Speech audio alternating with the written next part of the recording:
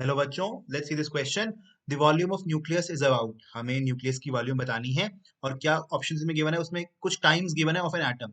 यानी कि हमें न्यूक्लियस की वॉल्यूम एटम के वॉल्यूम के कंपैरिजन में बतानी है बच्चों।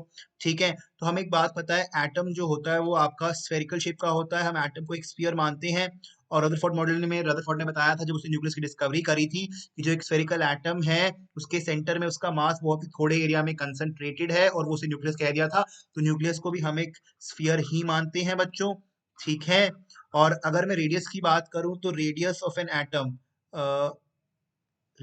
एटम कितना होता है, किस रेंज में होता है, वो हम देखते हैं। सो बच्चों, जो आपका एटम होता है उसका रेडियस अराउंड 10⁻⁻10 मीटर की रेंज में होता है। वो जो आपका न्यूक्लियस होता है, न्यूक्लियस का रेडियस बच्चों आपका 10⁻⁻15 मीटर की रेंज में होता है, क्योंकि न्यूक्लियस बहुत छोटा होता है as compare to radius of atom बच्चों।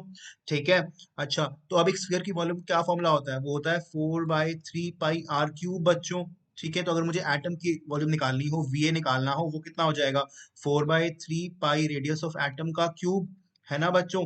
तो किसकी इक्वल हो जाएगा, 4/3π 10⁻⁻10 की पावर, मतलब 10⁻⁻10³ क्यूब। ठीक है। और अगर मुझे वॉल्यूम ऑफ न्यूक्लियस निकालना हो, वो कितना हो जाएगा, 4/3π रेडियस ऑफ न्यूक्लियस की cube, that will be equal to 4/3π radius of nucleus 10⁻⁻15 की क्यूब बच्चों। अब अगर उसने मुझसे पूछे न्यूक्लियस की एज कम्पेयर टू एटम, तो अगर मैं न्यूक्लियस की वॉल्यूम से एटम की वॉल्यूम को डिवाइड कर दूं, वो क्या आ जाएगा, 4/3π 10⁻⁻15 की क्यूब डिवाइडेड बाय 4/3π 10⁻⁻10 की क्यूब बच्चों। ठीक है। 4/3π से 4/3π कैंसिल बच्चों। ठीक है। So V n volume of nucleus divide by volume of atom कितना हो जाएगा, 10⁻⁻15 की क्यूब कितना हो जाएगी, 10⁻⁻45 बच्चों। और डिवाइड में क्या आ जाएगा, 10⁻⁻10 की क्यूब यानी कि 10⁻⁻30 बच्चों।